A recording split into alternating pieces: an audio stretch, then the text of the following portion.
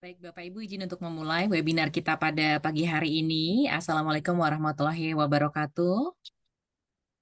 Selamat Waalaikumsalam. pagi. Selamat pagi. Waalaikumsalam.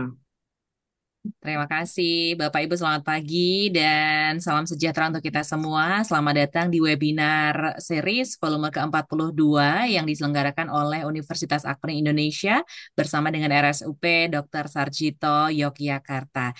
Kami berbangga hati pada hari ini Bapak Ibu dapat bekerja sama dan berkolaborasi bersama dengan Rumah Sakit Sarjito Yogyakarta yang pada hari ini juga sudah hadir di tengah-tengah kita narasumber kehormatan kita Dr. Cornelia. Namun sebelumnya, Bapak Ibu, kami izin untuk menyampaikan beberapa hal terkait webinar pada pagi hari ini yang kita selenggarakan. Bapak Ibu, perlu kami sampaikan webinar hari ini merupakan webinar yang cukup penting bagi kita semua bersama, Bapak Ibu, baik dari kalangan mahasiswa, kemudian dosen, tenaga kependidikan dari Universitas Akprin Indonesia, mitra, dan juga seluruh masyarakat yang bergabung dalam webinar pada pagi hari ini. Seminar kenali tanda gangguan mental, apakah aku baik-baik saja? Bapak Ibu hadir untuk meningkatkan kesadaran tentang kesehatan mental di kalangan sivitas akademika Universitas Akpri Indonesia dan masyarakat umum. Dan kesehatan mental, Bapak Ibu adalah aspek yang penting dalam kehidupan sehari-hari, namun seringkali gangguan kesehatan mental diabaikan atau disalahpahami. Gangguan seperti depresi, kemudian kecemasan, dan stres, seringkali kita tidak bisa mengidentifikasi dengan baik Bapak Ibu hingga menimbulkan dampak serius pada kehidupan seseorang. Dan seminar kali ini diadakan supaya Bapak Ibu dan rekan-rekan dapat memahami gejala awal gangguan mental seperti apa, kemudian kapan dan bagaimana kita harus mencari bantuan profesional. Dan seminar ini Bapak Ibu mencakup pemahaman tentang kesehatan mental, tanda-tanda umum gangguan mental, perbedaan antara stres biasa dan gangguan serius, serta langkah awal yang bisa kita ambil untuk mencari bantuan. Selain itu, webinar ini Bapak Ibu akan juga membahas pentingnya kesadaran diri dalam menjaga kesehatan mental. Dan tujuannya tentu saja untuk meningkatkan kesadaran kita tentang pentingnya kesehatan mental, mengenali tanda-tanda gangguan kesehatan mental, mengajarkan kapan dan bagaimana mencari bantuan, kemudian mendorong kesadaran diri dan perawatan mental sehari-hari. Kita akan mengikuti webinar selama 60 menit ke depan, Bapak Ibu, di mana 30 menit awal akan dipakai untuk presentasi dari narasumber kita pada pagi hari ini. Kemudian juga sisa waktu nanti sekitar 30 menit akan juga digunakan untuk sesi diskusi. Bapak Ibu silakan kami himbau untuk bisa memberikan pertanyaannya terkait dengan kesehatan mental yang juga nantinya bisa dijawab langsung oleh narasumber kita pada pagi hari ini. Mohon izin untuk menyampaikan daftar riwayat hidup dari narasumber kita pagi hari ini yang sudah hadir juga, Dr. Cornelia Neta Oktovina Simona Pendi, yang lahir di Abe Pura tanggal 2 Juli 1985 dengan riwayat pendidikan di Fakultas Kedokteran Universitas Cendrawasih tamat tahun 2010, kemudian PPDS 1 Ilmu Kedokteran Jiwa FKK MK UGM dengan riwayat pekerjaan Dokter PTT Pusat di Puskesmas Waran Kabupaten Waropen tahun 2011. Kemudian dilanjutkan sebagai dokter fungsional di Balai Pengobatan Santa Lucia Warkwana Rumah Sakit Dian Harapan, Kabupaten Keerom tahun 2012. Kemudian pada tahun 2013, dokter PTT daerah di Puskesmas Okaba Kabupaten Merauke tahun 2013, Bapak Ibu.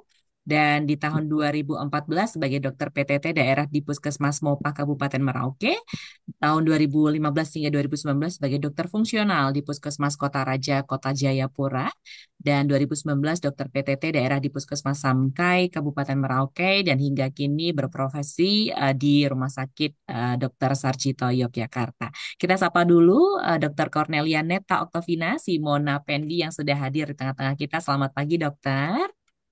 Selamat pagi, Mbak Sila. Pagi dokter. Halo, selamat pagi Bapak Ibu sekalian. Saya Lia ya. Boleh dipanggil dengan Lia saja. Saya juga Lia, dokter bisa dipanggil Lia, Sisilia Endah Lestari. Kita sama, Oh, dokter ya. iya. Senama ya. Senama, kemudian Iya. profesinya sama-sama D depannya dokter ya. Satunya Aja. dosen, satunya dokter. Semoga suksesnya Ah, sama ya. ya dokter. Amin. Semoga ya Mbak ya. Baik, terima kasih banyak dokter sudah berkenan untuk hadir di webinar Ya, series sama-sama. ke-42 kami dan juga berkolaborasi bersama RS Dr. Sarjito. Kami sungguh berbangga hati.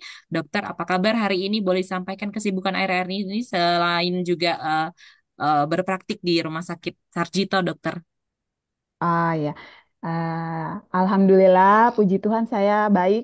Saya senang sekali juga bisa bekerja sama dengan Akprin. Ini kali pertama ya kalau tidak salah dari Betul. Sarjito bekerja sama dengan Mhm. Akprin. Semoga nanti ada kerjasama yang berikut-berikutnya lagi, walaupun mungkin nanti waktunya tidak tidak sesering ya, tidak sesering. Tapi saya berharap bisa bekerja sama Mhm. dan isu kesehatan mental ini akhir-akhir ini mencuat karena banyak sekali kasus yang terjadi dan dianggap biasa-biasa setelah nanti berat baru nanti dikonsulkan ke psikiater. Jadi saya berharap ini semoga bermanfaat untuk kita semua. Pastinya dokter akan sangat bermanfaat untuk kita sehingga kita bisa mengidentifikasi sejak dini dokter kapan kita harus segera pergi ke profesional, kapan kita harus bisa mengunjungi rumah sakit terdekat begitu dokter ketika kita mengalami gangguan baik itu sedang, ringan maupun berat. Nanti kita akan belajar lebih banyak dengan dokter dan dokter boleh sampaikan kenapa kita harus bergabung webinar kali ini hingga selesai nanti pukul 11.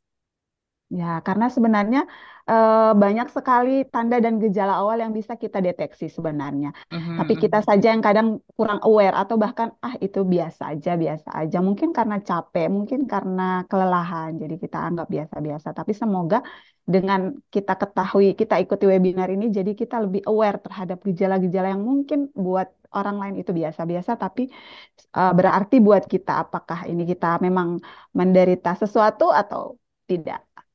Baik, baik. Kalau saya dokter biasanya kalau di tanggal-tanggal tua itu suka bengong sendiri itu kenapa dokter ya? Apakah itu Kayaknya defisiensi gejala-gejala? ya. Karena belum ada notifikasi di Ya, MPK seperti ya benar. Ya, dokter ya. ya, ya, Baik, benar. dokter sudah hadir juga di tengah-tengah kita, Rektor Akprin University, Bapak Dr. Edi Sutanta, STMKOM. Bapak berkenan untuk menyapa seluruh peserta webinar dan juga narasumber kita hari ini, Bapak. Terima kasih Bu Lia. Bu Lia katanya itu dia. Ya, saya Ya, Bulia boleh. kali ini. Selamat pagi, Bapak. Iya. Saya juga Bulia ya, Pak Rektor. Iya. Mohon izin. Terima kasih Bu Sisilia atas waktunya. Bismillahirrahmanirrahim. Assalamualaikum warahmatullahi wabarakatuh. Selamat pagi, salam sejahtera buat semuanya. Yang kami hormati, yang kita banggakan Ibu Dr. Lia yang hari ini hadir di tengah kita. Nanti insya Allah menyampaikan materi yang eh, menarik, menggelitik gitu. Bahkan ini jejak pun saya harus ngikut gitu kan untuk memastikan bahwa aku baik-baik saja atau enggak kira-kira begitu. eh, Kepada semua peserta kami ucapkan terima kasih atas partisipasinya. Tadi sempat disampaikan oleh Dokter Lia untuk ke depannya mungkin bisa dilanjutkan kerjasama. Saya rasa ini tawaran menarik Bu Lia 2 gitu kan. Untuk kita coba nanti tangkap Baik, Bapak. eh, karena masalah kesehatan memang sangat penting. Seberapapun kita kaya harta, kaya apapun itu, tapi tidak sehat nggak bisa menikmati itu semuanya. Dan rupanya kondisi hari ini perkembangannya juga sangat dinamis, di mana orang yang kayaknya sehat-sehat saja, tapi rupanya bisa jadi kurang sehat atau bahkan nggak sehat begitu.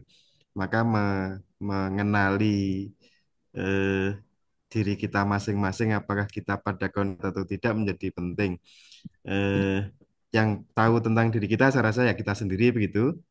Nah, maka kemudian saya rasa materi pagi ini sangat menarik dan bermanfaat kita semuanya. Insya Allah nanti ke depan kami sambut dengan senang hati dan bahagia Bu Dr. Lia untuk peran kerjasamanya. Nanti bisa kita rumuskan lebih teknis begitu. Dan bagi Bapak Ibu semuanya peserta, mari kita manfaatkan kesempatan ini sebaik-baiknya itu untuk kemudian kita bisa memahami materi yang disampaikan. Demikian saya rasa kami mewakili Universitas Akbar Indonesia. Kalau ada hal yang kurang berkenan, kurang pas, kami mohon yang sebesar-besarnya. Terima kasih, selamat mengikuti webinar sampai selesai. Assalamualaikum warahmatullahi wabarakatuh. Waalaikumsalam warahmatullahi Salam, wabarakatuh. Bapak. Terima kasih Rektor Universitas Akpri Indonesia untuk kata sambutannya dan juga harapannya untuk tetap bersinergi bersama dengan Rumah Sakit Sarjito dan juga seluruh Bapak Ibu yang hadir. Juga ada beberapa Bapak Ibu yang hadir sebagai mitra dari Akpri University, ada Bapak Ibu dari MGBK DIY. Terima kasih banyak sudah berkenan hadir. Ada Bapak Omardi, saya melihat di sana sudah bergabung dari tadi pagi sekitar pukul 9 lebih ya Pak Mardi. Terima kasih banyak. Juga Bapak Ibu mitra dari PT Etika sudah hadir juga hari ini. Terima kasih banyak Bapak Ibu dan juga seluruh mahasiswa, dosen, tenaga kependidikan dari Akprin University. Terima kasih banyak. Tanpa menunggu lama lagi, Bapak Ibu kita persilahkan Dr. Lia untuk memaparkan materinya. Silakan Dokter. Ya, baik. Sebelumnya saya izin share screen terlebih dahulu ya.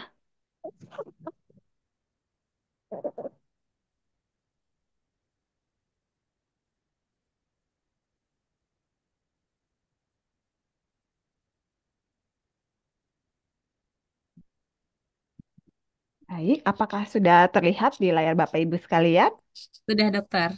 Oke, Sudah, baik. sudah. Baik, saya mulai ya. Jadi saya diberi tugas dan tanggung jawab memberikan berbagi ilmu sebenarnya atau sharing tentang suatu tema yang bertajuk mendeteksi dini gangguan jiwa. Saya beri suatu judul, apakah aku mengalami gangguan jiwa? Jadi kita setelah ini saya harapkan kita bisa berkaca masing-masing setelah saya memaparkan apa itu gejala dan tandanya. Saya harap kita bisa masing-masing berkaca, oh saya ini apakah baik-baik saja atau tidak.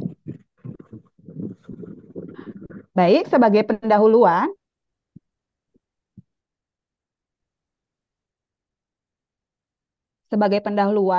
bahwa tahun 2012 itu Organisasi Kesehatan Dunia atau WHO itu mengeluarkan suatu eh, apa namanya jumlah penderita gangguan jiwa di dunia itu mencapai 450 juta jiwa waktu itu, waktu tahun 2012. Kemudian selanjutnya di tahun 2013 riset kesehatan dasar yang dilakukan oleh Kementerian Kesehatan itu mendapatkan bahwa angka prevalensi gangguan mental emosional yang ditunjukkan dengan gejala-gejala depresi dan kecemasan untuk usia produktif atau 15 tahun ke atas itu sebesar 6% atau sekitar 14 juta orang. Sedangkan untuk prevalensi gangguan jiwa berat seperti skizofrenia itu adalah 1,7 per 1000 penduduk atau sekitar 400.000 orang. Selanjutnya, di tahun 2021, jumlah penderita gangguan mental atau penyakit mental itu sebesar 20% dari 250 juta penduduk Indonesia saat itu. Atau bisa dikatakan sekitar 50 juta penderita gangguan jiwa pada waktu tahun 2021. Artinya apa, Bapak Ibu? Artinya 1 dari 5 orang yang mungkin hadir hari ini atau ada di sekitar kita itu terkena penyakit mental atau gangguan jiwa. Lalu, sebelum kita melangkah ke slide-slide berikutnya ya, slide tanda dan gejalanya, patut kita pahami dulu sebenarnya apa yang dimaksud dengan gangguan jiwa.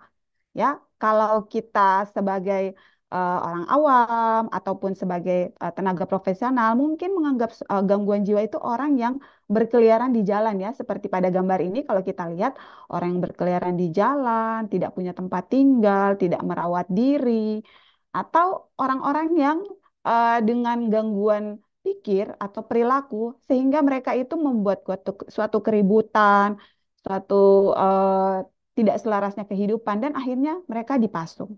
Tapi akhir-akhir ini kita seperti disadarkan bahwa gangguan jiwa itu tidak hanya seperti orang-orang yang kita lihat di gambar ini, tapi gangguan cemas, bipolar, depresi itu sebenarnya adalah satu bagian dari gangguan jiwa itu sendiri. Dan seringkali kita itu terlalu cepat mendiagnosis atau mengatakan self diagnosis pada diri kita sendiri ya. Saya nih susah tidur nih. Saya nih sedih-sedih terus nih. Jangan-jangan saya depresi ya. Jangan-jangan saya ini ya. Nah, carilah kita tuh di YouTube ya, di Google tanda depresi apa sih? Tanda bipolar apa sih? Tanda cemas apa sih? Tapi kita tidak melihat suatu rentang waktunya karena bagi kami psikiater ataupun psikolog, satu gangguan jiwa, seseorang itu dikatakan mengalami gangguan jiwa ketika dia mengalami perubahan, ya perubahan dalam aktivitas sehari-hari, terutama tentang perawatan dirinya, dan itu berlangsung selama kurang lebih 2 minggu. Nah, nanti dari situ kita bisa memilah dan memilih ini mengarah kemana nih, gangguan jiwa ringan, sedang, atau berat. Dan jenis terapinya pun beda-beda ya Bapak Ibu. Tidak melulu dengan obat. ya, tidak melulu dengan obat. Kenapa? Bisa kita lihat di slide berikutnya ya.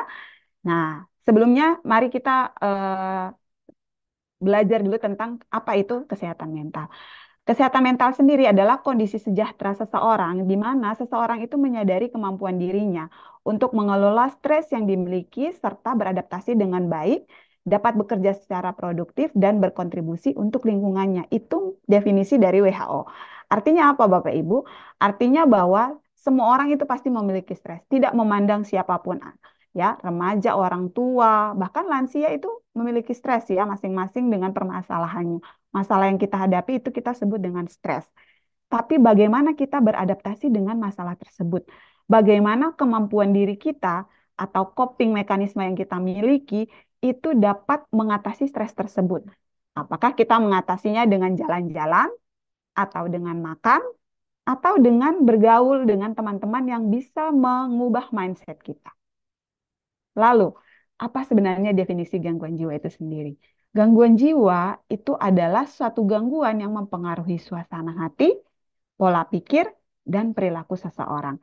Jadi stresor yang kita hadapi, yang kita temui, bagaimana kita menghadapinya, itu kita apakah itu mempengaruhi suasana hati kita? Apakah itu bisa membuat kita marah, jengkel, lalu akhirnya kita akan eh, dalam pikiran akan terlintas, saya harus ngomel nih, saya harus marah nih, saya harus gini nih, saya harus cari orangnya. Dan akhirnya berperilaku ke perilaku kita.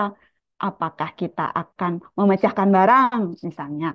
Atau apakah kita hanya, ya udah biarin aja, itu buat saya biasa-biasa aja, bisa saya atasi kok. Itu adalah definisi gangguan jiwa.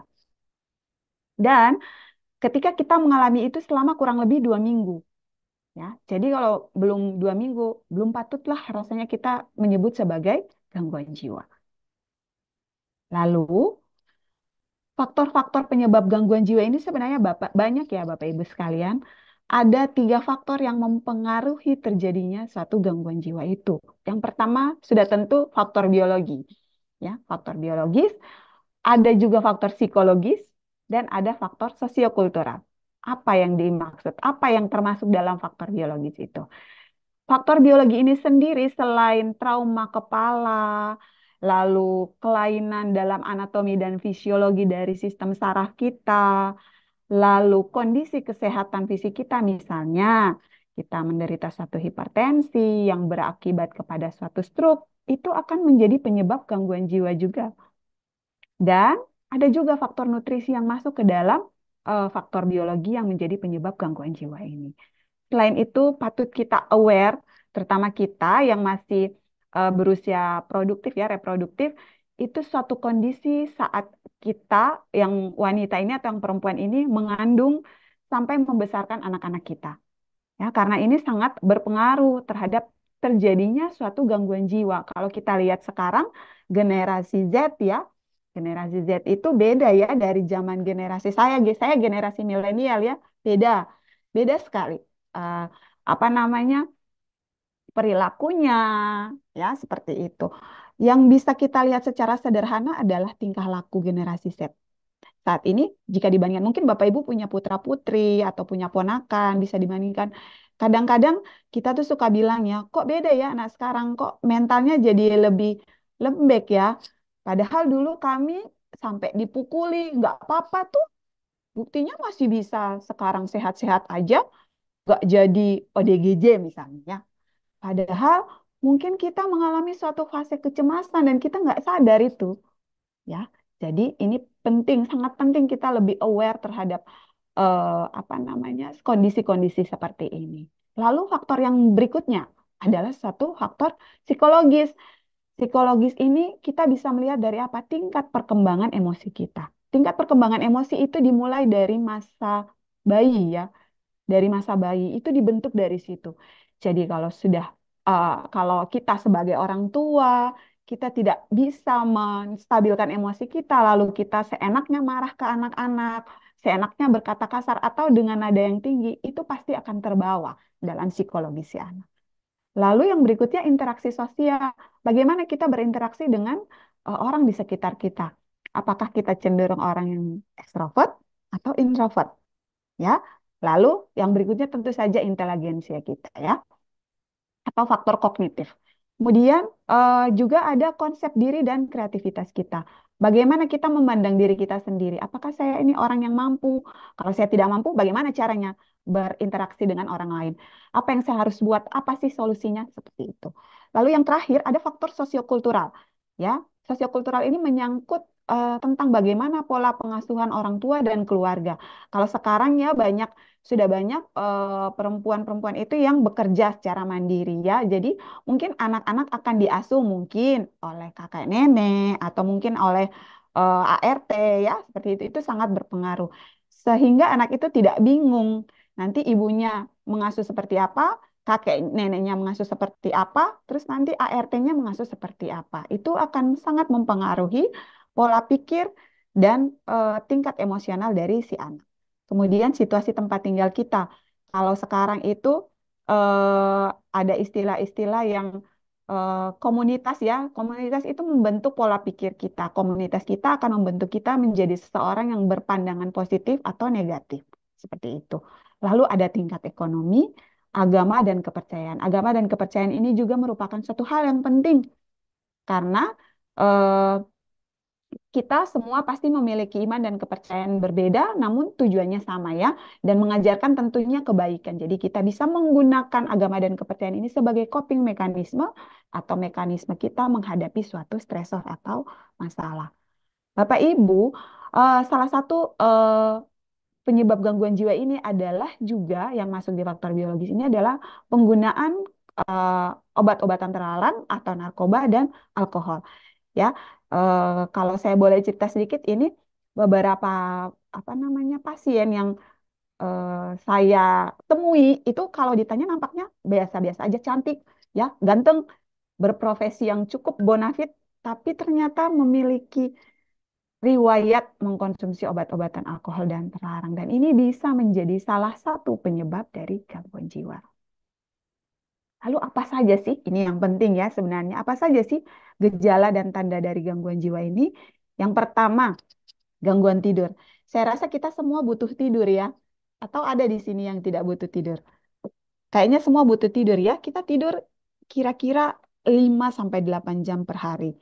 Nah, ini nih jadi satu apa namanya tanda juga kalau misalnya kita jadi kurang tidur, kurang bukan hanya kurang tapi lebih ya, kurang atau lebih tidur. Jadi kalau misalnya 5 sampai 8 jam, kok jadinya sekarang saya jadi kok maunya di tempat tidur terus seperti ada lem gitu. Maunya mageran terus gitu ya. Kok kenapa ya? Biasanya enggak. Kok sekarang jadi lebih banyak tidur? Nah, ini sudah mulai harus waspada ya, waspada. Gangguan tidurnya harus berarti lebih dari sama dengan 2 minggu. Lalu yang kedua, mengalami gejala fisik sakit kepala, cepat capek, apa nyeri-nyeri sendi atau bagian tubuh yang lain, kaku-kaku. Nah, itu juga menjadi salah satu tanda dan gejala dari terjadinya gangguan jiwa. Seringkali yang ini, yang gejala fisik ini, seringkali kita salah mengartikan, oh mungkin kolesterol dan asam urat saya naik nih. Oh mungkin tensi saya naik nih. Jadi mungkin berobatnya ke teman sejawat penyakit dalam ya. Nanti setelah diperiksa taunya semuanya normal ya, sampai di apa namanya pemeriksaan darah lengkap, kemudian sampai bahkan tuh ada yang di CT scan, ada yang di MRI ya, semuanya hasilnya bagus. Kok nggak sembuh-sembuh, udah dikasih obat yang paling bagus pun, kok nggak sembuh-sembuh juga ya sakit keluhan fisik ini. Nah, setelah ini baru biasanya kami dikonsulkan nih, ya. Coba deh ke psikiater atau psikolog. Kalau dari pemeriksaan fisiknya sih nggak ada masalah, ya. Lalu yang ketiga, kadang-kadang kita itu suka khawatir atau cemas yang berlebihan, ya. Cemas nggak apa-apa, Bapak Ibu. Khawatir itu manusiawi. Tapi apakah itu sampai mengganggu aktivitas sehari-hari sampai nggak bisa tidur, sampai kok maunya mau keluar rumah aja tuh takut sekali ya. Nah, itu patut kita waspadai. Yang keempat, kita kehilangan minat. Yang biasanya suka olahraga jadinya maunya tidur-tiduran aja. Yang biasanya suka masak mungkin ibu-ibu jadinya males masak. Akhirnya beli aja deh online kan sekarang banyak tuh. Nah, itu ya kita jadi nggak mau ngapa-ngapain terutama terhadap hobi-hobi yang kita sukai.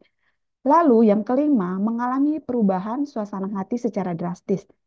Apa sih perubahan suasana hati ini maksudnya apa, Dok? Maksudnya adalah kita dalam seminggu bisa tiba-tiba senang luar biasa tanpa ada sebabnya, bisa jadi senang sampai gak bisa tidur, bisa jadi banyak ide di kepala. Mau saya nih habis ini mau masak ini, mau masak sayur asem. Habis ini saya mau olahraga, habis ini saya mau jemput anak, habis ini saya mau nyelesain proposal tesis saya misalnya. Tapi nggak ada yang dikerjakan, nggak ada yang selesai. Nah, di minggu berikutnya bisa tiba-tiba merasakan sedih yang luar biasa tanpa sebabnya.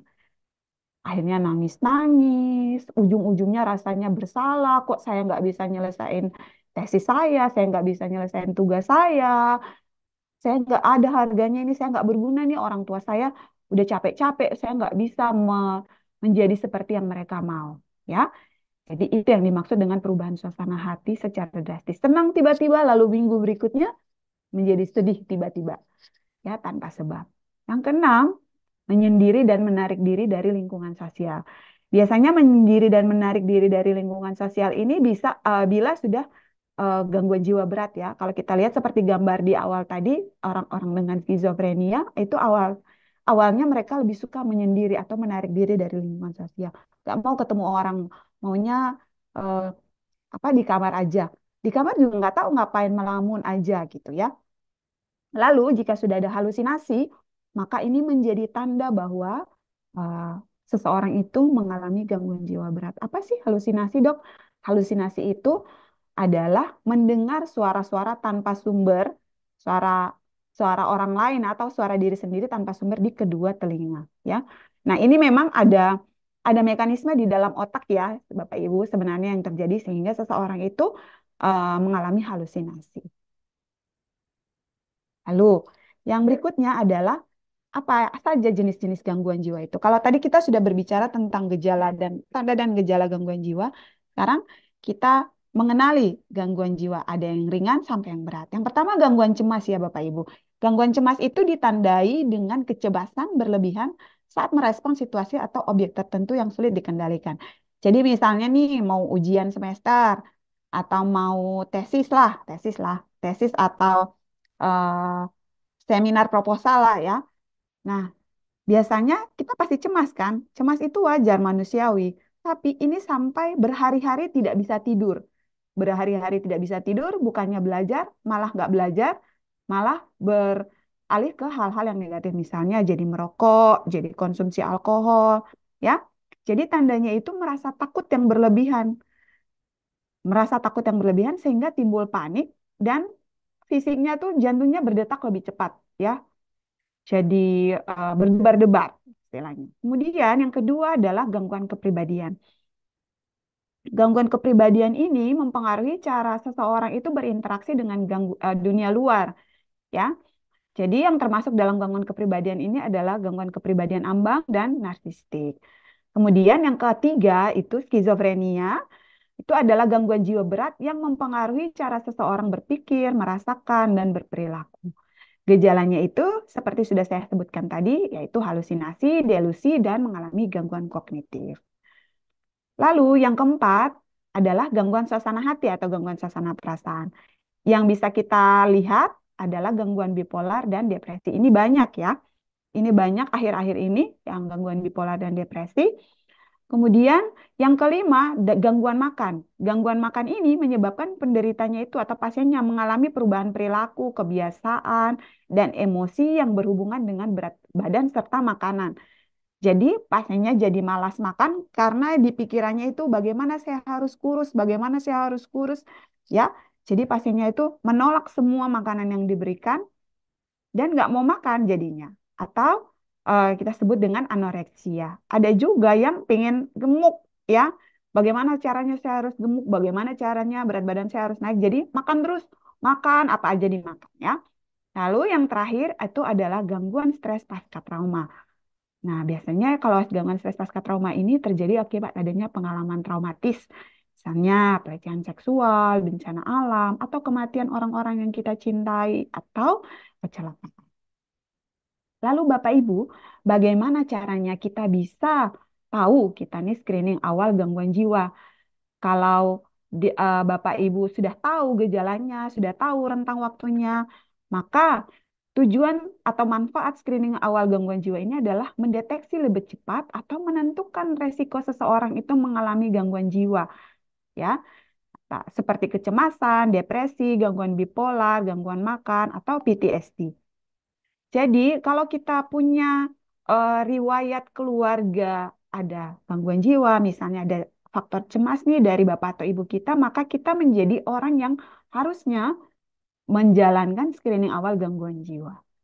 Ya, screening gangguan jiwa ini banyak ya macamnya. Ada yang secara online, ada yang offline juga. Namun rata-rata itu menggunakan kuesioner atau wawancara secara langsung. Ya, dan bukan hanya pada orang dewasa, screening awal gangguan jiwa ini pun penting dilakukan pada anak-anak dan remaja. Karena kenapa Bapak Ibu? Karena anak-anak dan remaja ini juga rentan terhadap gangguan jiwa itu. Dan sebaiknya dilakukan oleh profesional, minimal ke psikolog. Ya, kalau misalnya psikolog merujuk, kalau ini sudah gangguan jiwa sedang sampai berat, biasanya akan dirujuk untuk ke psikiater. Jadi, karena kita baru saja memperingati Hari Kesehatan Nasional kemarin, bahwa tidak ada kesehatan itu tanpa kesehatan mental. Jadi, kesehatan mental sekarang berperan sangat penting dalam dunia kesehatan. Mari kita lebih aware terhadap kesehatan kita, kesehatan mental kita masing-masing. Sekian dan terima kasih. Monggo jika Bapak Ibu ada yang mau bertanya, dipersilahkan.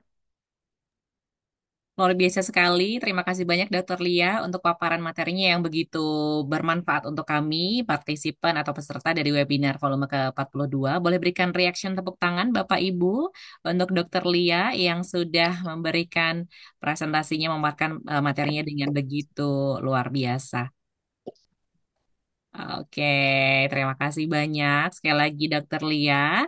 Dan betul sekali dokter, kalau orang bilang itu kita nggak bisa sehat fisik kita tanpa mental kita yang sehat. Karena biasanya itu kalau saya belajar dari psikolog yang ada di Akprin University, ini juga dokter bahwasanya kalau mental kita sehat, otomatis raga kita akan sehat. Karena kebanyakan penyakit itu datang dari penyakit mental. Benar nggak sih dokter? Benar sekali Mbak, benar.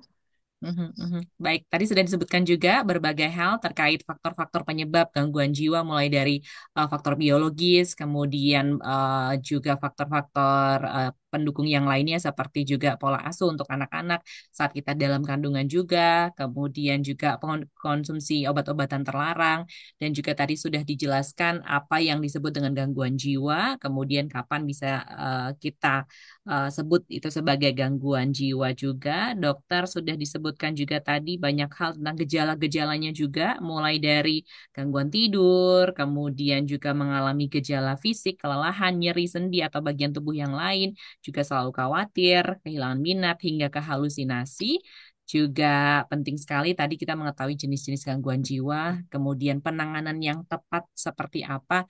Tadi sedikit banyak sudah disinggung oleh Dokter Lia. Kita buka untuk sesi tanya jawab. Bapak Ibu, silakan Bapak Ibu yang ingin menanyakan apapun itu ke Dokter Lia terkait mental health, begitu boleh raise hand ataupun memberikan pertanyaannya via kolom komentar. Baik, sudah ada pertanyaan pertama dari Bapak Ibu Ainul. Em, Apakah masih ada stigma tentang kesehatan mental di kalangan mahasiswa? Bagaimana hal ini mempengaruhi keberanian seseorang untuk mencari bantuan dan sejauh mana lingkungan kampus mendukung kesehatan mental mahasiswa? Apakah sekarang sudah bisa merasa fasilitas atau layanan terkait sudah memadai dan faktor utama apa yang menurut paling berpengaruh pada kesehatan mental mahasiswa saat ini seperti tekanan akademis, masalah keuangan ataupun hubungan sosial? Betul sekali Pak Ainul ya, bahwasannya tingkat kesehatan mental di perguruan tinggi, apalagi untuk khususnya mahasiswa juga masih terbilang cukup tinggi dokter ya. Mungkin dokter bisa menanggapi pertanyaan dari Bapak Ainul dari Kauman. Ya, terima kasih Pak Ainul buat pertanyaannya. Jadi saya cerita sedikit ya Pak. Ya, memang akhir-akhir ini banyak banyak pasien khususnya di psikiatri itu berasal dari mahasiswa. Kalau sedikit banyak kita mengulik bahwa memang generasi kita, generasi mahasiswa sekarang atau generasi Z ya, belum generasi Alpha ya kayaknya. Generasi Z itu memang lebih rentan kalau dari beberapa penelitian dari jurnal-jurnal itu memang lebih rentan terhadap apa namanya gangguan jiwa. Ya, kenapa? Karena faktor-faktor itu tadi, Pak. Kita sebagai orang tua sedikit banyak juga turut berperan serta ya dalam kondisi kesehatan mental mereka ya.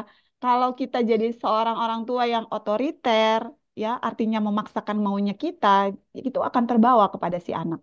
Ya, jadi patutlah kita juga berkaca sebenarnya. Kalau kita dulu orang tua kita otoriter, kita jangan lagi. Kita bagaimana kita mengkomunikasikan itu dengan anak-anak kita. Solusinya apa? Karena anak sekarang nggak suka dikasih tahu, ya, nggak suka dikasih tahu, ya. Dan eh, problemanya adalah mereka datang ketika sudah akan menyakiti diri. Ya, kalau ditanya mama papa saya begini, saya dituntut supaya bisa lulus dengan IPK sekian, tapi dosennya begini, dokter. Bagaimana sih kita mencari solusinya? Bagaimana sih terapinya bukan hanya dengan obat, Pak.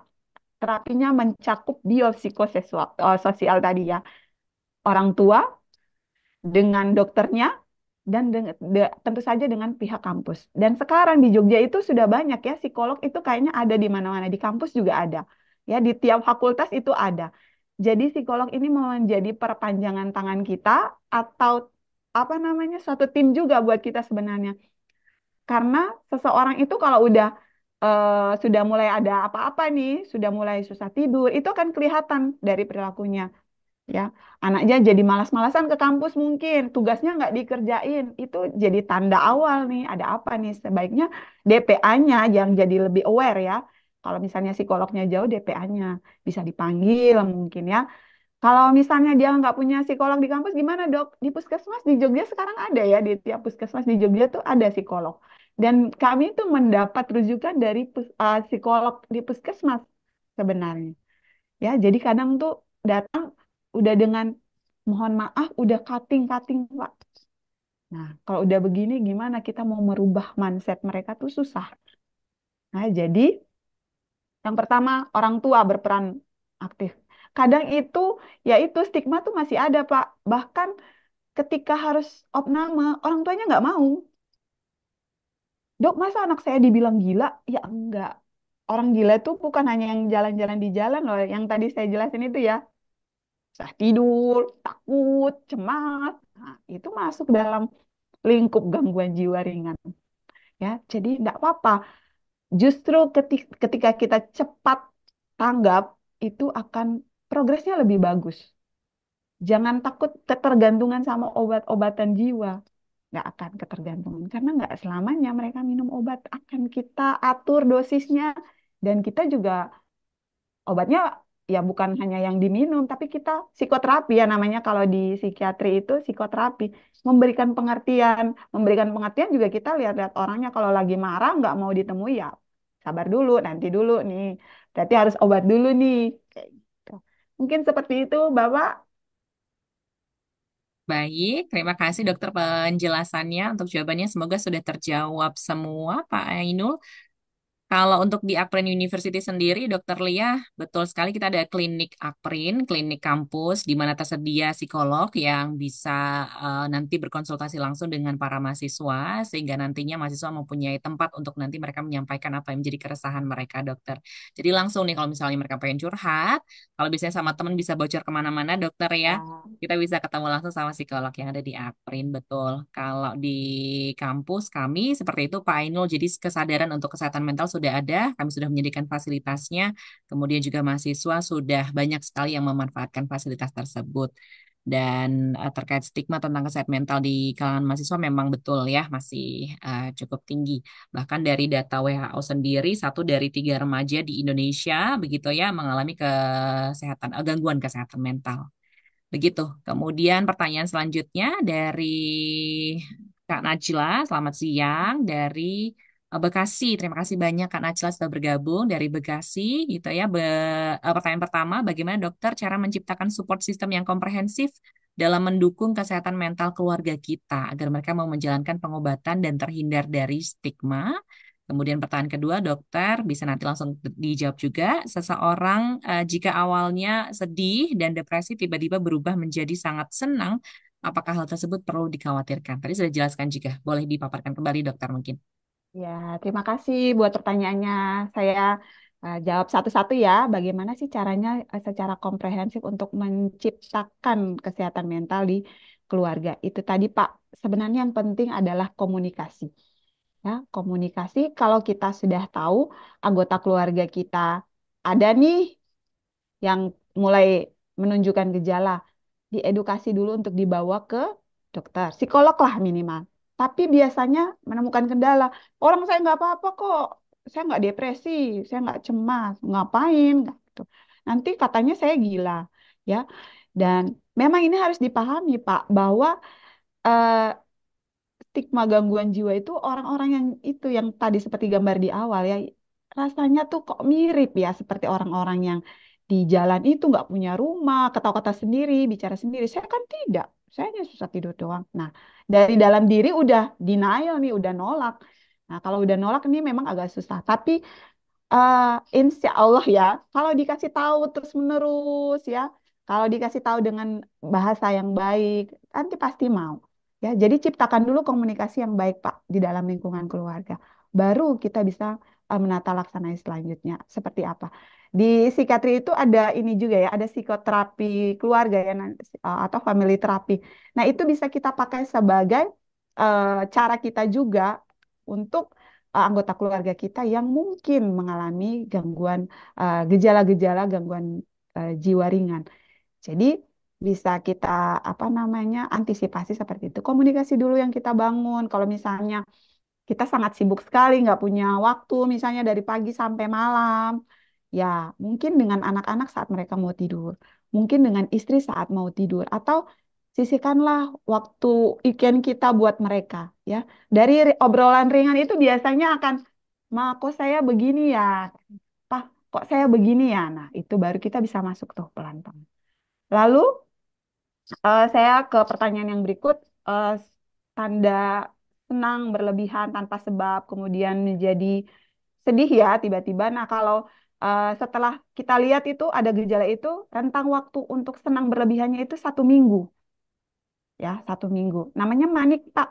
Itu fasenya namanya manik. Biasanya orang-orang yang eh, maaf pasien-pasien yang seperti ini, orang-orang yang senang secara berlebihan tanpa sebab itu eh, jadi lebih irritable, jadi lebih tidak tenang ya. Atau mereka akhirnya tuh suka belanja-belanja, suka belanja-belanja yang sebenarnya mereka nggak butuh. Misalnya baju udah banyak di lemari belum belum belum habis dipakai, beli lagi tapi nggak kepake. Atau misalnya mereka jadi senang traktir orang tiba-tiba, ya.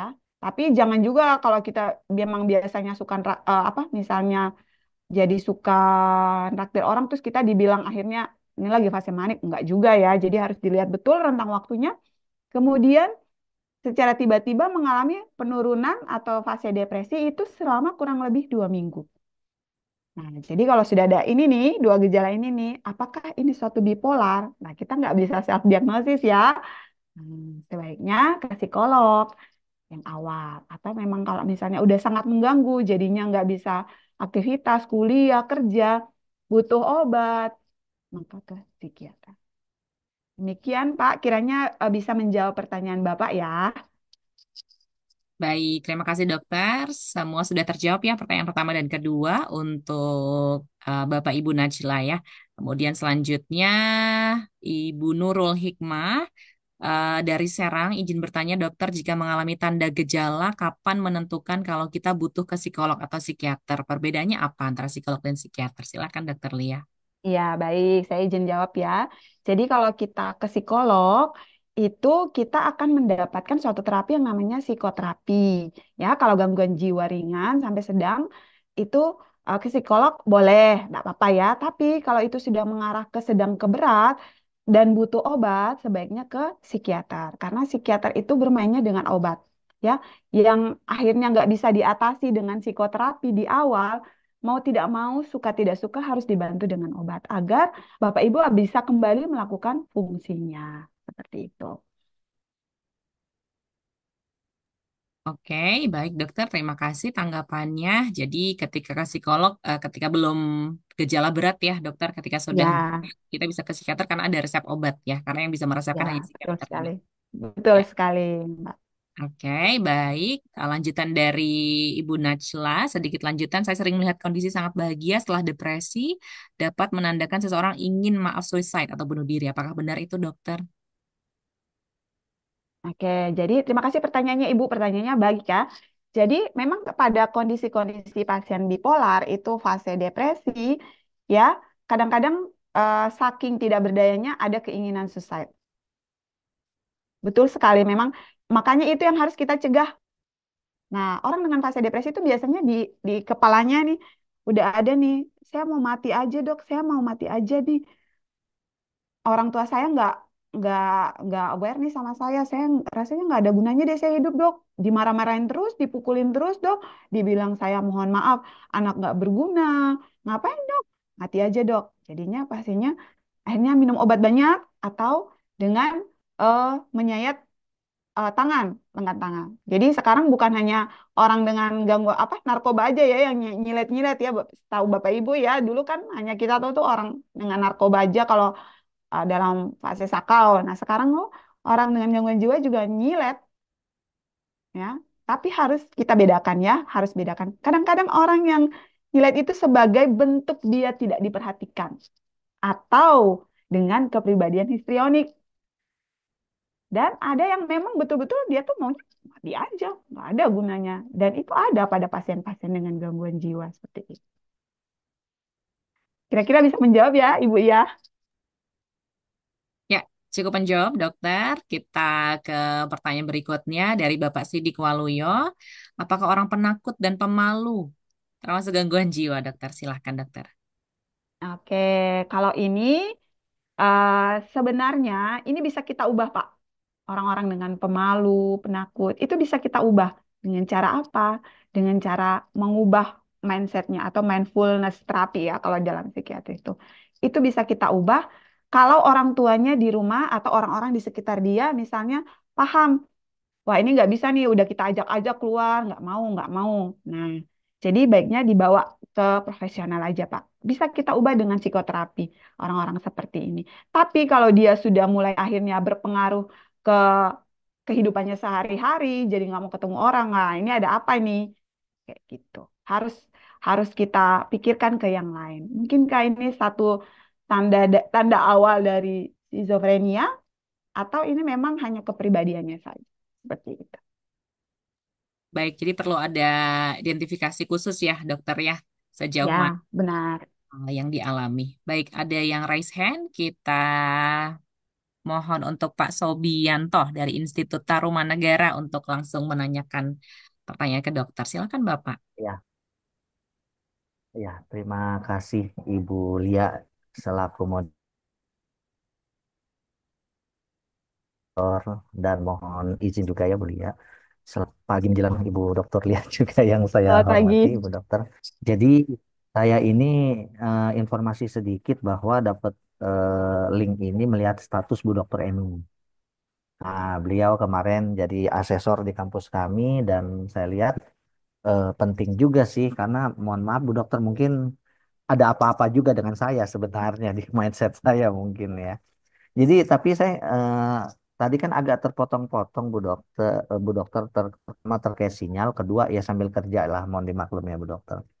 Jadi saya mau bertanya terkait solusi sih Bu Dokter. Kebetulan ini terjadi pada sekolah tempat anak saya sekolah kelas 3 SD Bu Dokter. Jadi ya,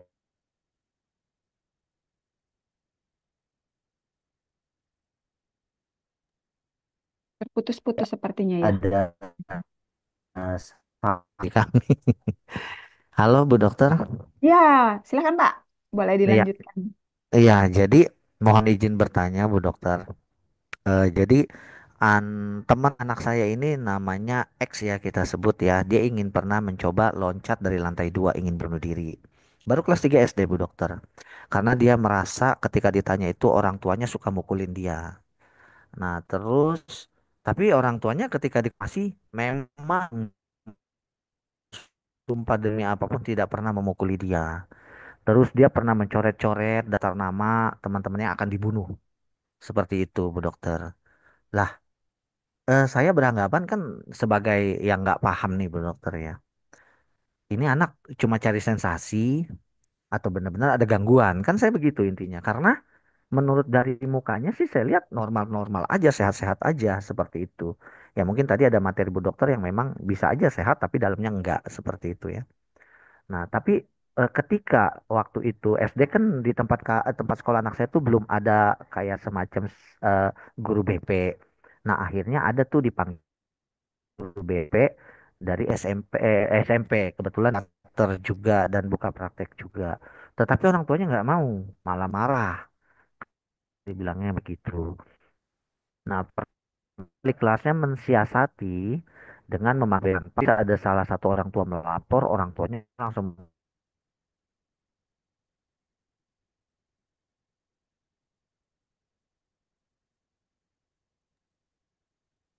Sobianto, ke apakah masih terhubung? Baik.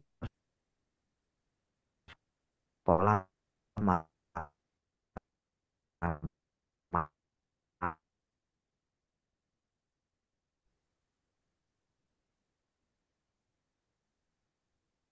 Halo Bapak Ibu. Ya, Ya, Bapak, keputus-putus kemudian. silakan bisa ke pertanyaannya, Bapak.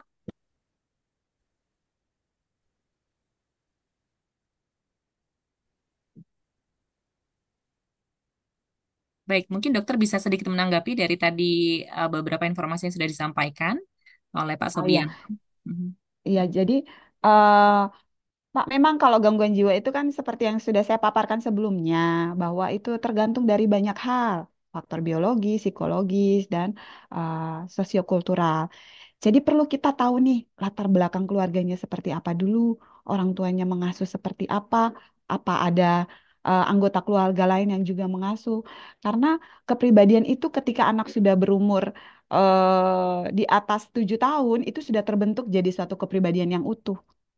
Seperti itu. Apakah ini suatu bentuk gangguan kepribadian atau memang ini mengarah ke gangguan jiwa pada anak-anak? Ya, pada anak-anak itu bisa karena depresi karena lingkungannya atau karena penyakit organiknya. Tentu yang awal kita harus screening bahwa anak ini nggak sakit yang lain-lain dulu. Misalnya ensefalitis, misalnya ya Pak, ensefalitis karena virus ataupun yang karena bakteri, atau tidak mengalami suatu gangguan yang namanya epilepsi, karena ini merupakan faktor-faktor yang berpengaruh pada kesehatan jiwa pada anak-anak. Jadi tidak jarang bahwa di sini pun kami juga merawat anak-anak yang dengan sakit-sakit seperti itu mengalami depresi atau gangguan mental organik karena sakit fisiknya itu. Jadi harus dipastikan dulu nih fisiknya nggak apa-apa. Setelah fisiknya nggak apa-apa, kita telusuri nih latar belakang keluarganya seperti apa. Karena kalau dari ceritanya Bapak kayaknya orang tuanya juga agak denial ya, agak apa menyembunyikan sesuatu. Iya, Ibu Jadi Dokter, mohon maaf saya pakai ini Bu, pakai kuota saya karena sinyal jelek Bu Dokter. Saya baru bergabung, gimana Bu Dokter? Mohon izin, maaf Bu ya, Dokter. Tadi ya. putus. Ya, baik Pak. Jadi memang gangguan jiwa pada anak itu sering terjadi juga ya Pak ya. Tapi yang pada anak ini kita harus menyingkirkan dulu ya. Nanti profesionalnya menyingkirkan dulu ini suatu bentuk gangguan jiwa karena sakit fisiknya. Beberapa penyakit fisik yang bisa menyebabkan gangguan jiwa pada anak itu misalnya epilepsi atau SLE atau encephalitis virus pada anak-anak itu menyebabkan depresi juga. Nah, setelah apa faktor organik atau sakit fisiknya itu di exclude, nah baru kita telusuri nih latar belakang keluarganya seperti apa. Karena kalau dari ceritanya Bapak tadi kayaknya orang tuanya agak-agak menyembunyikan sesuatu juga ya. Jadi apakah memang betul anak ini dipukul? Apakah memang betul ada kekerasan baik secara verbal maupun fisik pada anak ini? Karena kalau kita lihat akan anak-anak nggak mungkin bohong ya. Tapi pada anak-anak tertentu apakah itu ceritanya dibuat-buat? Nah itu kita harus konfirmasi ke orang tuanya. Jadi kalau yang di psikiatri itu namanya aloanamnesis ya. Jadi orang-orang di sekitar dia itu yang kita tanya seperti itu. Kemudian setelah dari telusuran dari orang tuanya itu kita dapatkan, baru kita konfirmasi lagi ke gurunya di sekolah. Anak ini sehari-harinya gimana, nilainya bagaimana, bisa mengikuti pelajaran enggak? Ya, jangan-jangan itu mohon maaf sebagai bentuk suatu retardasi mental atau kita sebut RM seperti itu. Itu juga sedikit banyak ada ya anaknya naik-naik kelas terus tapi nggak bisa mengikuti pelajaran dan orang tua seringkali menolak itu anaknya disebut RM seperti itu. Ya, Kira-kira mungkin bisa membantu ya. pencerahan, Pak.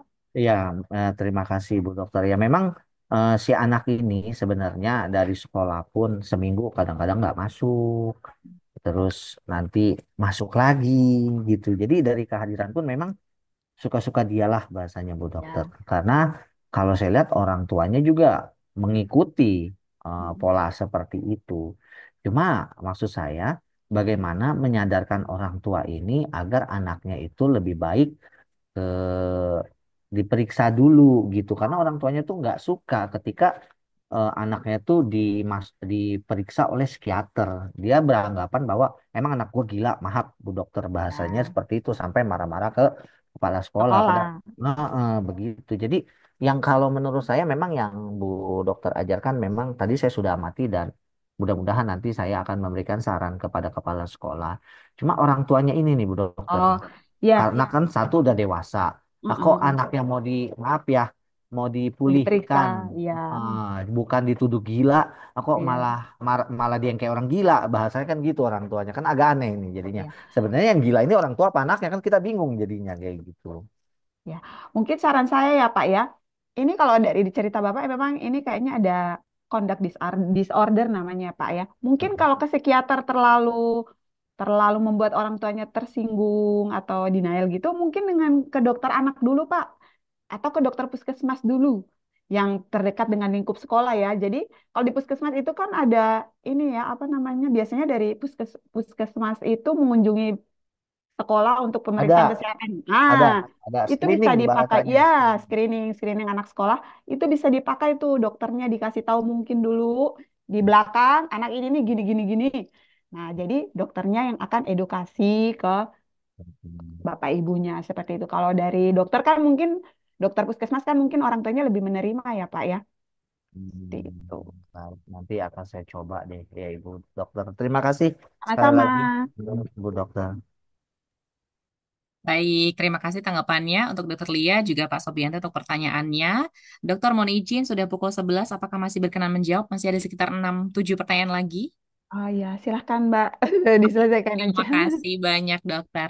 Selanjutnya pertanyaan dari Rektor Universitas Akron Indonesia kita tercinta ini ada Bapak Edi Sutanta menanyakan dua pertanyaan dokter. Apakah pernyataan bahwa ada generasi yang lembek ataupun lemah dokter ya adalah benar adanya, artinya berdasarkan hasil riset atau sekedar kita simpulkan saja karena melihat kondisi sekeliling kita yang seperti demikian. Kemudian poin kedua, pilihan manakah yang lebih baik saat kita dahulu dididik dengan cara keras, hasilnya nampaknya lebih kuat terhadap tekanan dibandingkan kita mendidik dengan halus, tetapi justru hasilnya muncul generasi yang kurang kuat ataupun lemah. Silakan dokter. Ya, baik. Terima kasih, Pak. Jadi saya izin menjawab ya, Pak, bahwa sebenarnya istilah-istilah itu digunakan oleh kita sendiri. Jadi sebenarnya di dalam jurnal ataupun buku-buku itu tidak pernah saya temui namanya generasi yang lembek, lembek atau sandwich generation atau strawberry bahkan ya dipakai istilah-istilah seperti itu. Dan kita sendiri sebenarnya yang menyebabkan membuat istilah-istilah itu karena generasi sekarang kok kayaknya dimarahin sedikit kok nangis, kok ini, kok itu, seperti itu. Ya, lalu bagaimana? Apakah kita harus mendidik dengan keras supaya anaknya jadi mentalnya kuat atau kita harus mendidik dengan halus? Itu semua berpulang kepada kita masing-masing ya Pak ya, karena kita memiliki cara kita sendiri. Nek, kalau anak sekarang ya emang nggak bisa dikasih tahu dengan bahasa yang kasar, bahasa yang baik-baik seperti kita berbicara dengan teman kita, seperti itu, Pak. Jadi bagaimana diri kita yang mengantisipasi, kita yang berkreasi sendiri, Pak, terhadap generasi sekarang. Karena saya belajar juga dari pasien-pasien di sini bahwa kadang tuh mereka udah nolak duluan. Ah, dokter pasti mau ngomongin ini. Aku kurang berdoa, aku kurang sholat. Pasti dokter kayak ibu bapakku seperti itu, ya. Jadi mereka tuh sudah membuat tembok duluan. Nah, bagaimana kita masuk ke mereka? Ya, itu dengan cara kita ngomong baik-baik sebagai teman. Mungkin dengan apa sih kesukaanmu, apa sih hobimu? Yuk kita sama-sama yuk menekuni hobimu. Yuk kita sama-sama yuk. Bagaimana sih caranya supaya kamu nggak sedih? Kamu sering nulis nggak? Kamu suka gambar nggak? Dengan cara-cara seperti itu, kita bisa masuk ke mereka. Kita bisa jadi tahu ini anak ini sebenarnya kenapa ya? Mahasiswa ini sebenarnya kenapa ya? Bapak ibunya gimana? Nah, mereka akan lancar bercerita karena itu sudah kami buktikan dengan pasien-pasien di sini dan ya alhamdulillahnya puji Tuhannya berhasil seperti itu kira-kira Pak.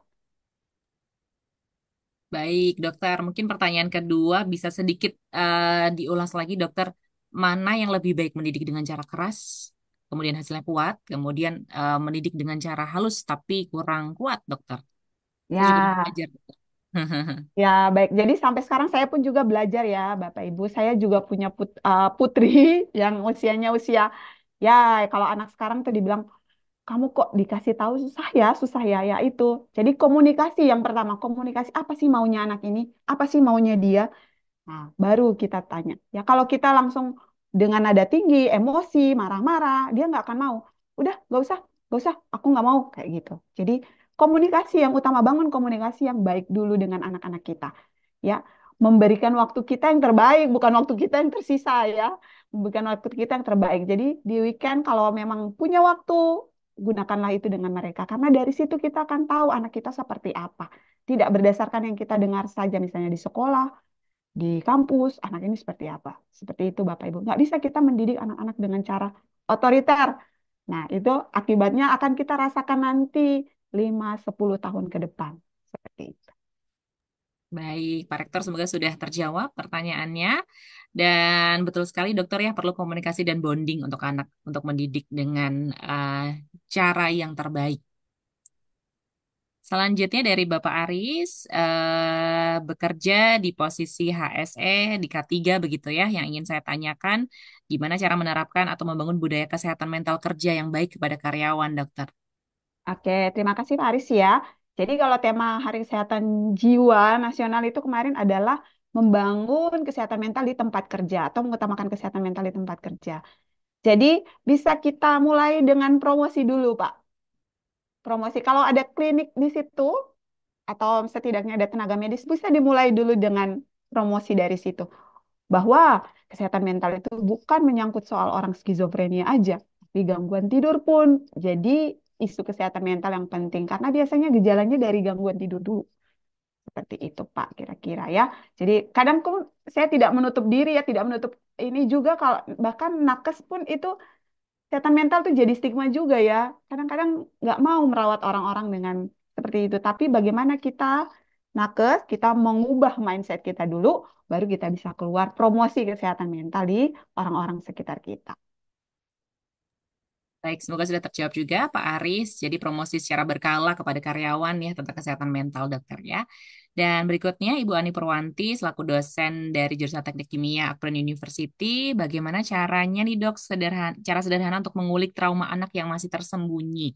Apakah bisa dilakukan oleh orang tua?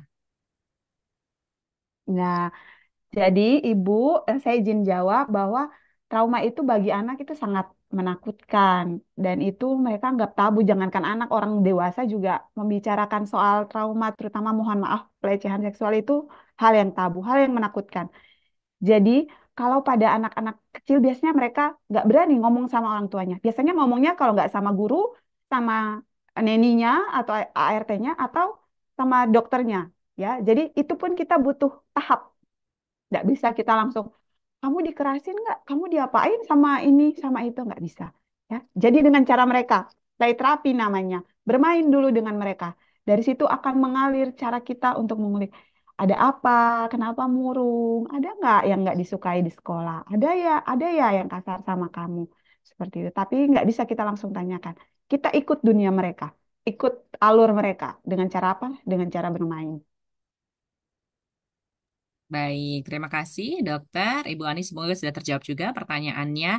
Ikut ke dalam dunia mereka, dokter ya. Spy therapy tadi namanya dok. Ya. Baik, untuk pertanyaan berikutnya dari Bapak Marcelo Gian ya, izin bertanya bagaimana peran keluarga dalam mendukung seseorang yang terkena gangguan kesehatan, khususnya gangguan jiwa, dokter. Ya, jadi peran keluarga itu sangat penting ya Pak ya. Terutama hati kita legowo dulu, hati kita menerima dulu, baru kita bisa ikhlas untuk merawat anggota keluarga kita. Kalau hati kita belum ikhlas, kita belum bisa menerima, kita masih menolak, itu akan susah sekali ya. Walaupun kita itu sebagai suatu keluarga, kadang-kadang kita sendiri bisa terpecah. Jadi kita mesti ikhlas dulu yang pertama Pak. Lalu kita dukung mereka. Dengan cara apa? Dengan cara memberikan perhatian. Waktu obatnya, kalau mereka sudah minum obat, diingatkan, diingatkan kepada mereka. Karena orang-orang dengan gangguan jiwa ini kalau kita kasih obat banyak, mereka bisa sekali telan ya, langsung punya ide bunuh diri tuh. Jadi kita yang harus mengatur. Oh, ini diminum pagi setelah makan, oh ini diminum malam sebelum tidur. Seperti itu. Jadi peran keluarga itu sangat penting. Komunikasi, hati kita ikhlas dulu, komunikasi, membangun komunikasi, baru kita bisa membantu merawat pasien-pasien dengan gangguan jiwa. Seperti itu. Baik, terima kasih. Semangat terus untuk Pak Marcelo. Selanjutnya dari Bagas Sidik Pamungkas, selaku alumni ya dari Universitas Indonesia, jurusan D3 Teknologi Mesin, mau bertanya tentang bagaimana eh, mengatasi permasalahan gangguan seperti diputusin pacar, ditinggal pacar pas lagi sayang-sayangnya, dokter. Gimana solusinya untuk mengatasi biar nggak depresi berat ini, dokter? Berat ini Bu Oke. Dokter kayaknya ya, berat ya. Oh, Pengalaman awalnya Pak karena Subianto. ya kayaknya awalnya karena PTSD dulu ya, jadinya jatuhnya ke depresi ya. Jadi memang mengobati rasa trauma atau luka yang sudah jadi borok itu memang sulit ya. Tapi kan hidup kita bukan hanya untuk si dia ya. Jadi kita bisa mencari orang lain, mencari yang bisa kita lakukan untuk jadi gunanya untuk diri kita sendiri. Jadi ubah mindset kita dulu. Setelah kita bisa mengubah mindset, menanamkan bahwa kita bisa sebenarnya. Kita bisa dari jatuh bangkit dari rasa trauma kita yang menyebabkan depresi. Semangat dulu intinya. Semangat dulu bahwa masih ada orang lain yang lebih baik. Jadi kita melangkah ke hal yang baru. Seperti itu. Kalau memang nggak bisa diatasi sendiri, sebaiknya ke profesional. Ke psikolog, psikolog dulu. Kalau psikolog belum eh, rasanya butuh obat, akan dirujuk ke psikiater untuk depresi. Baik, terima kasih dokter tanggapannya. Kita beranjak ke pertanyaan berikutnya dari Bu Rita Dewi. Mohon pencerahannya kalau anak suka main HP, marah-marah kalau dilarang, termasuk gangguan jiwakah, dokter, gangguan mentalkah, dan izin bertanya juga bagaimana cara menyembuhkan anak yang kecanduan bermain HP. Ya, jadi internet disorder ya itu namanya. Tapi kita harus memandang dari waktunya juga ya. Makanya kenapa di kami di psikiatri itu dan di dokter anak itu ada batasan umur anak itu dikasih HP. Ya, jadi jangan katanya anteng biar buat makan. Tidak, justru itu akan mengganggu fokusnya. Sebisa mungkin anak di bawah 7 tahun jangan dikasih HP. Untuk mendengarkan YouTube pun kalau bisa jangan, nggak usah HP. TV pun sebenarnya itu dibatasi ya, nggak boleh sebenarnya. Lebih dari 2 jam sehari itu nggak boleh sebenarnya. Jadi sebenarnya kan kebiasaan HP dari kita orang tua. Kita orang tua yang harus tega-tegaan ya Ibu ya. Ya, kadang supaya tenang dokter, biar saya bisa nyuci, masak gitu ya, atau biar saya kerjaan kantor kelar. Ya, dia akan suka itu. Berikutnya dia pasti minta, Mama HP gitu ya. Jadi kalau sudah sangat mengganggu sampai akhirnya dia nggak fokus lagi belajar, nilainya turun, nggak mau ngapa-ngapain, hanya mau HP aja. Boleh dibawa ke psikolog atau dokter anak, Ibu, biar dibantu dengan apa namanya terapi ya. Terapinya tidak melulu soal obat ke Ibu. Ada psikoterapi, ada terapi yang harus diberikan kepada anak supaya dengan play terapi itu juga salah satu terapi yang diberikan untuk anak-anak ya Ibu biar tidak kecanduan gadget. Baik, terima kasih dokter tanggapannya. Dan kita ke pertanyaan berikutnya dari Bapak Rahmat Miftahul Habib. Seberapa besar pengaruh desain gedung yang tertutup dengan banyaknya penyakit gangguan jiwa yang bisa berujung pada bunuh diri, dokter? Pertanyaan kedua, kenapa mahasiswa psikologi ternyata juga memiliki gangguan psikologis? Begitu, dokter. Oke. Jadi seberapa besar pembangunan gedung tertutup ini saya belum pernah baca ininya ya. Mohon maaf ini saya belum pernah baca apa namanya jurnal ataupun literatur-literatur tentang ini. Tapi biasanya kalau kita kalau akan merekrut karyawan itu biasanya kan ada pemeriksaan kesehatan ya. Kalau kami di Sarjito itu surat keterangan sehat rohani namanya. Nah, itu akan terbaca dari hasilnya, akan terbaca dari hasilnya sehingga apakah orang ini direkomendasikan untuk bekerja di tempat ini kayak gitu. Jadi itu akan terbaca dari hasil surat kesehatan rohaninya. Kalau yang kami pakai adalah dengan MMPI, mungkin di Akpri juga sama ya kalau ini atau di apa center-center yang lain. Jadi akan terbaca tuh kepribadiannya gimana, sosialnya gimana, interaksinya gimana, cocok nggak dia dengan pekerjaan ini. Dan biasanya dan bukan hanya memakai itu, biasanya ada wawancara dengan psikiaternya, dikulik nih, Anda seperti apa biasanya. Itu ada tekniknya supaya memastikan betul bahwa si calon karyawan ini aman nggak, ya. Selain itu biasa ada akan ditanyakan dulu punya riwayat apa nih sebelumnya, seperti itu. Dari hasil wawancara itu akan terbaca, Ibu. Kemudian untuk mahasiswa psikolog sendiri, saya juga eh, belum membaca ya kenapa kok banyak ya mahasiswa psikolog yang punya apa namanya gangguan kesehatan mental ya. Tapi ya tidak memungkiri memang banyak seperti itu.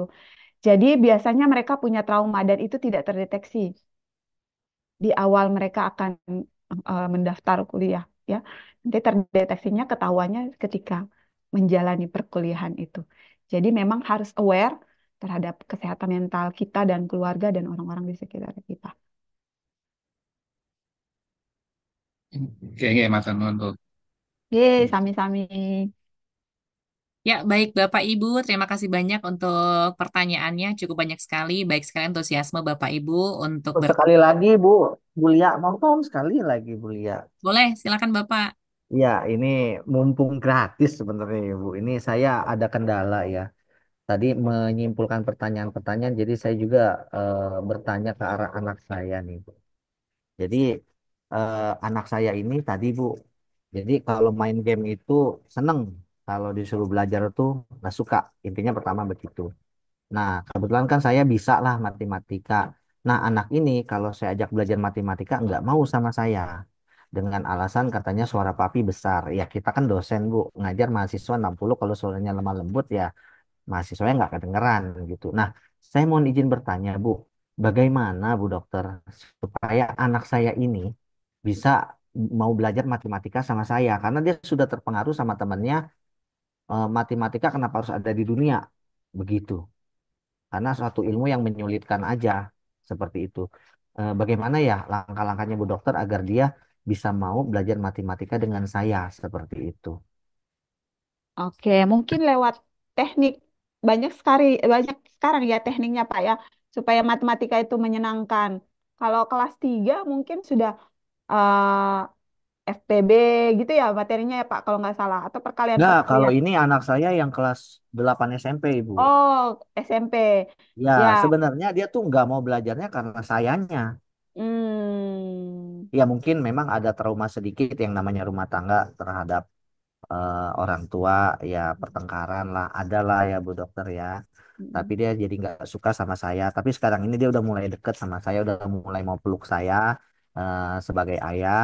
Nah, tapi kalau untuk belajar matematika tetap nggak mau. Jadi sampai ketika saya ajak belajar matematika ada alasan langsung tidur, langsung tidur. Padahal tidurnya itu nggak bisa langsung tidur, toto langsung tidur dibangunin, memang dia tidur dan sampai juga pas waktu itu mungkin dia memang sakit, kalau nggak salah bisa langsung sakit seperti itu. Jadi gimana ya? Mungkin apa dia melihat sayanya nggak suka, atau memang dia dari matematika dia nggak suka seperti itu. Jadi bagaimana ya gitu caranya Bu Dokter? Itu aja sih, mumpung gratis. Terima kasih Bu. Terakhir. Oh, ya, mungkin izin Pak. Eh, bangun kepercayaan dulu sama si anak. Bangun kepercayaan dulu dengan si anak karena Mhm. mungkin dia memiliki eh, trauma ya, memiliki trauma, mungkin bangun kepercayaannya pelan-pelan dulu Pak dengan si anak. Karena dia juga sudah remaja ya, kalau SMP itu kan sudah mulai ini ya, sudah mulai paham ini. Apalagi kalau temannya udah bilang seperti itu, matematika itu tidak menyenangkan, menyulitkan, Ya. seperti itu. Jadi di mindsetnya itu emang sulit dan yang Iya, betul. untuk mengubah mindset itu yang sulit juga Pak. Jadi membangun kepercayaan dulu sama dia, sama adik atau kakak ini. Setelah kepercayaannya terbangun, baru kita bisa masuk pelan-pelan, mau diajari. Kalau dia belum percaya seutuhnya, memang kita mau masuk, mau ngajari itu susah. Mhm. Oke, Seperti itu. baik. Jadi coba itu meluangkan lebih banyak waktu dengan dia. Apa sih pelajaran apa tadi? Mana yang susah? Coba ayah kasih tahu. Coba coba ayah ajar nih. Kebetulan ayah tahu. Gini ya. Mungkin Mhm. bangun kepercayaan dulu Pak yang utama. Iya, baik. Terima kasih Bu Dokter. Ya, sama-sama.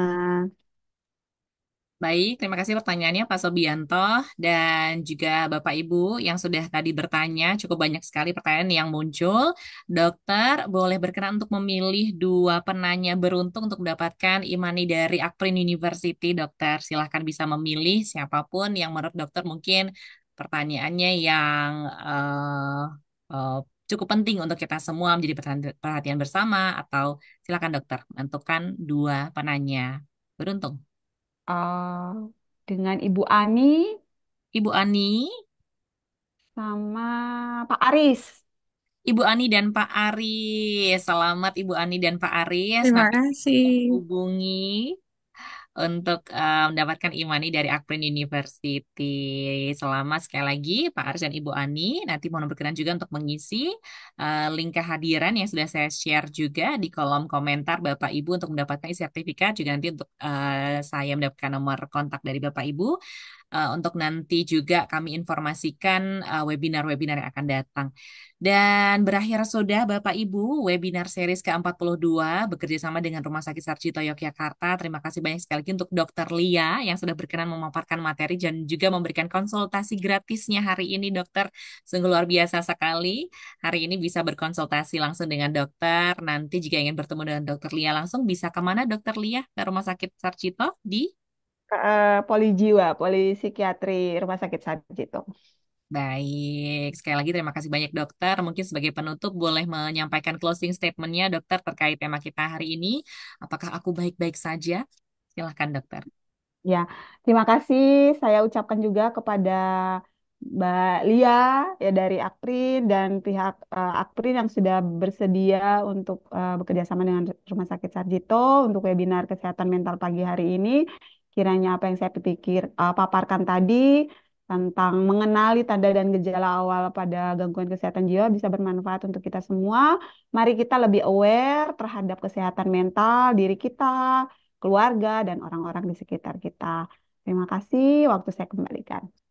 Baik, terima kasih banyak sekali lagi dokter. Bapak Ibu sebelum kami menutup webinar hari ini, boleh bisa menyalakan kamera untuk kita abadikan momen bersama. Dokter boleh izin untuk stop screen sharing sehingga kita bisa foto bersama. Ya, saya ambil untuk 3 sesi, Bapak Ibu.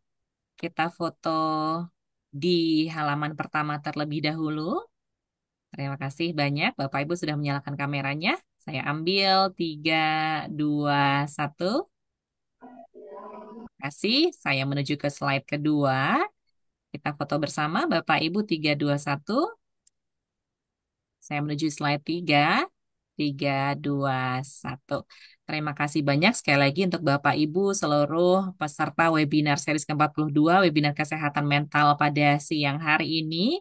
Dan berkenan juga Bapak Rektor mungkin menyampaikan terima kasihnya untuk seluruh peserta yang ternyata masih bergabung hingga saat ini. Terima kasih Bapak. Ya, terima kasih Bapak Ibu semuanya. Terima kasih khususnya kepada narasumber kita, Dr. Lia, atas materinya yang luar biasa, memberikan pencerahan kepada kita semuanya. Semoga kita tetap senantiasa sehat jiwa dan raga. Terima kasih Bu Lia, Mbak Lia. Terima kasih, Bapak. Amin, amin. Terima kasih Pak Rektor. Sekali lagi terima kasih banyak Bapak Ibu. Kita akan segera berjumpa lagi minggu depan dengan topik yang berbeda. Kemudian untuk Sarjito nanti kita bertemu lagi di 2 minggu lagi. Untuk topik-topik kesehatan Bapak Ibu ada hadir di setiap 2 minggu sekali. Nanti kami informasikan melalui grup WA. Harapannya Bapak Ibu sudah bergabung di grup WA kami. Dan Bapak Ibu, mari kita bersama ingat betapa pentingnya kesadaran dini terhadap gangguan jiwa untuk kesehatan mental yang optimal, Bapak Ibu dan juga rekan-rekan. Mengenali tanda-tanda awal bisa membantu kita atau orang terdekat kita untuk mendapatkan bantuan yang dibutuhkan lebih cepat. Bersama-sama kita bisa, Bapak Ibu, menciptakan lingkungan yang peduli dan mendukung kesehatan mental bagi semua. Dan saya Cecilia Endah pamit undur diri. Bapak Ibu terima kasih banyak untuk partisipasi di webinar kali ini. Kita berjumpa lagi minggu depan di webinar series ke-43. Wassalamualaikum warahmatullahi wabarakatuh. Selamat siang, sampai jumpa Bapak Ibu. Assalamualaikum, saya izin live, G. Terima kasih Waalaikumsalam. dokter. Terima kasih Bapak Ibu.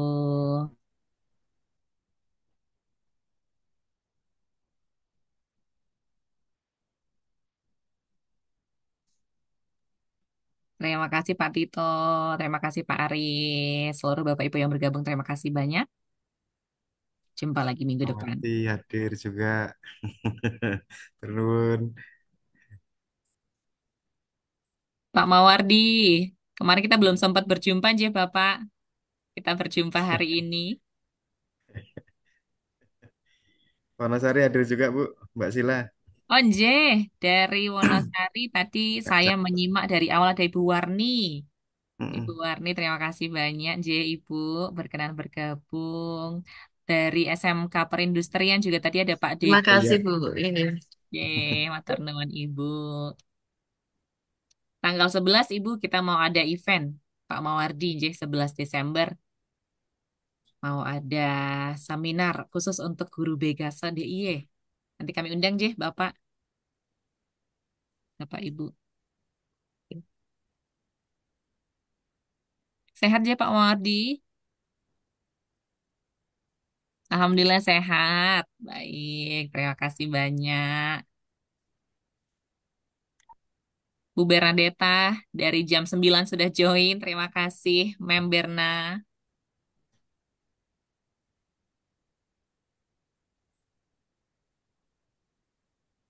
Ya, terima kasih Bapak Ibu. Sekali lagi untuk partisipasinya. Kita berjumpa lagi di webinar minggu depan, webinar ke-43. Saya akhiri webinar siang. Bulan Terima kasih Mas Bagas, selalu absen ya di setiap webinar. Terima kasih banyak Mas Bagas. Yang ditinggal pas sayang-sayangnya, semangat move on Mas Bagas.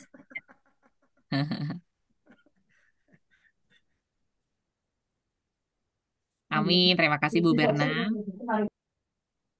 Ya, izin untuk menutup room webinar siang hari ini Bapak Ibu. Sekali lagi terima kasih banyak.